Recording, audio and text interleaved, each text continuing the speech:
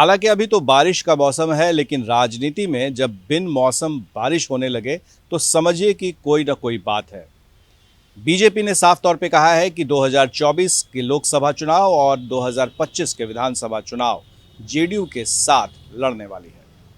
क्या जेडीयू इसके लिए तैयार है? हमारे साथ हैं जेडीयू के वरिष्ठ नेता और प्रवक्ता, मुख्य प्रवक्ता नीरज सिंह जी। नीरज जी, इस बयान को आप कैसे देख रहे हैं? जुलाई 2022, चुनाव 2024, 2025, हम एक साथ सरकार चला रहे हैं। तो ये जब एक साथ सरकार चला रहे हैं तो ये बात 2022 के जुलाई महीना में क्यों कि गठबंधन के नेतृत्व में ही चुनाव लड़ेंगे? ये तो सर्वविदित है, गठबंधन की बुनियाद पर हम सरकार चला रहे हैं। तो ये बात को स्पष्ट किया जाना मुझे लगता है कि ये समय के अनुसार नहीं है। भाई इसकी ज़रूरत क्या पड़ी है?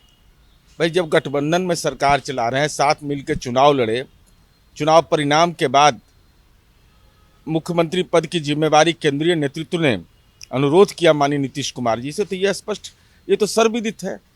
तो इसको बार बार स्पष्ट किए जाने की ज़रूरत क्या है? क्या लगता है कि जब एक ही बात को बार बार दोहराया जाए तो कहीं ना कोई तरह की बाधा है? ऐसा तो नहीं लग रहा है कि दोनों दलों के बीच में जो मतभेद है कई मुद्दों पर, अब वो चीज़ें सामने आ रही है और इस बात की आशंका है कि कहीं ऐसा ना हो कि दोनों पार्टियां साथ ना हो और जेडीयू पर दबाव बनाया जा रहा है कि वो तो तैयार है, आपका पता नहीं क्या? नहीं, हमारी पार्टी तो साथ में सरकार चला रही है। हमारा दिल इस मामले में साफ रहता है। जब गठबंधन हम चला रहे हैं और कार्यक्रम की बुनियाद पर चला रहे हैं, नेतृत्व की बुनियाद पर चला रहे हैं, तो हम तो सरकार जब साथ में चला रहे हैं तो लोकसभा चुनाव या विधानसभा चुनाव ये तो प्रस्तावित चुनाव है। अभी इस बात की चर्चा ही हम समझते हैं कि समय को अनुकूल नहीं है। तो क्या जेडीयू इस बारे में किस तरीके से देख रही है? क्या जेडीयू तैयार है इस गठबंधन में चुनाव लड़ने के लिए, या जेडीयू का क्या कोई एजेंडा है? देखिए, जनता दल यूनाइटेड अभी एक ही काम पर लगा हुआ है कि हम अपना संगठन शक्ति को कैसे विस्तार करें और हम पूरे बिहार के अंदर में पार्टी को कैसे मजबूत करें। आखिर बिहार की जनता को भी इस बात का एहसास है कि माननीय नीतीश कुमार जी ने बिहार की तस्वीर बदल दी, बिहार में काम किया है, इससे कोई इनकार नहीं करता है। सामाजिक परिप्रेक्ष्य में काम किया है, न्याय के साथ विकास किया है। उसके बाद सीटों की संख्या हमारी घट गई, ये तो हमारे लिए चिंता का विषय है और उस पर हम जरूर काम कर रहे हैं कि उसको कैसे हम उसको और बेहतर तरीके से 73 से आप 43 पर आ गए, इसके पीछे आप किसको देख रहे हैं? देखिए, ये तो सर्वविदित है ना, पूरा सब लोग जानता है कि भाई इसके पीछे कहीं ना कहीं भूमिका तय की गई। क्या साजिश हुई है? अरे भाई ये तो स्पष्ट है ना। भाई साजिश करता कौन था ये भी स्पष्ट हो गया और उनके दल के लोगों ने ये महसूस किया। लोजपा पार्टी ने ही महसूस किया कि कहीं ना कहीं लोजपा के द्वारा जो भूमिका 2020 के चुनाव में तय किया गया था, तो उनके माननीय सांसद अलग हो गए।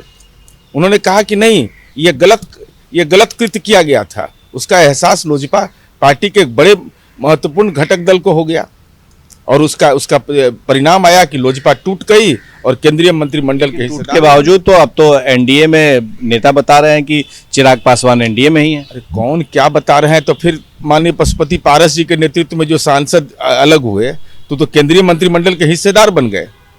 तो चिराग पासवान जी की भूमिका को तो पहचान ही लिया। नहीं तो आखिर क्या कारण है कि आज राघोपुर में प्रधानमंत्री जी का जयकारा लगा रहे तो वहाँ उम्मीदवार बना दिए और वोटों की संख्या देख लीजिए। विपक्ष को नेता को जिताने में कितनी बड़ी भूमिका रही लोजपा का उस समय। ये तो सर्वविदित हो गया है। तो आप क्या चिराग के एनडीए में आने का विरोध कर रहे हैं?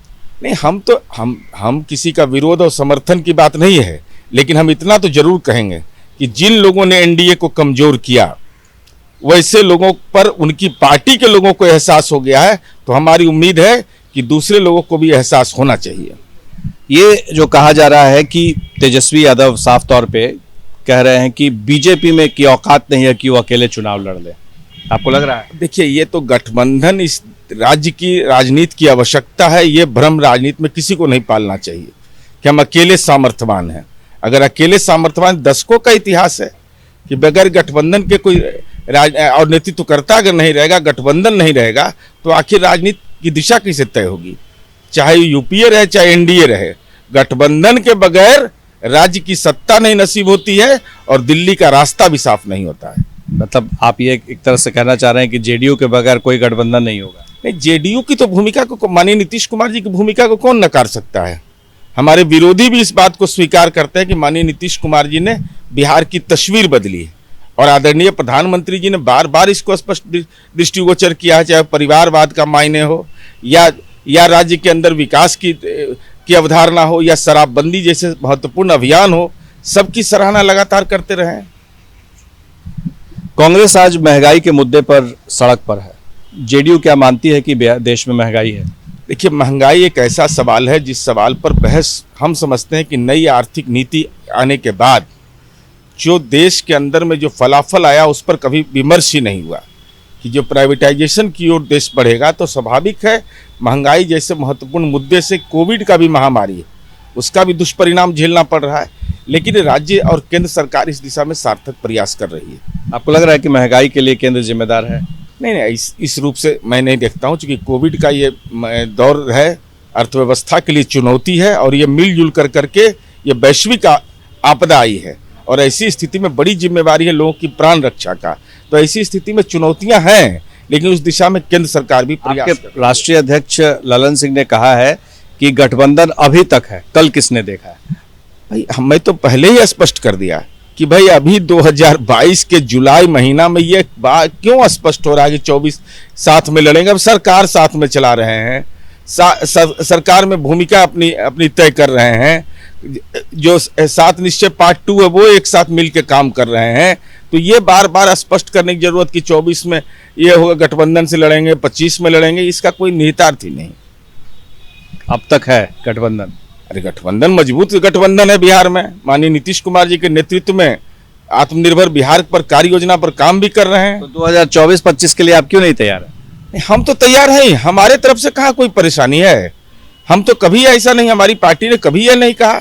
हम तो साफ साफ कहते हैं कि भाई सरकार साथ में चला रहे हैं, तो चाहे लोकसभा का चुनाव हो, विधानसभा का चुनाव हो या कोई भी नीतिगत मामला हो, अगर मिलकर जनता का जनादेश लिए हैं तो मिलकर जनता का। लेकिन अभी के इसको बार बार ये बोलना कि 24 में यही होगा, 25 में यही होगा, अरे जब साथ मिलकर काम ही कर रहे हैं तो ये तो सर्वविदित होना चाहिए। केंद्रीय मंत्रिमंडल में शामिल होंगे आप लोग? अब ये तो पार्टी के राष्ट्रीय नेतृत्व का मसला है, ये तो प्रदेश पार्टी तय भी नहीं कर सकती है। राष्ट्रीय नेतृत्व, राष्ट्रीय नेता नीतीश कुमार बिहार के सीएम, लेकिन नीतीश कुमार चुप्पी साधे हुए हैं, किसी मुद्दे पर कुछ भी नहीं कह रहे।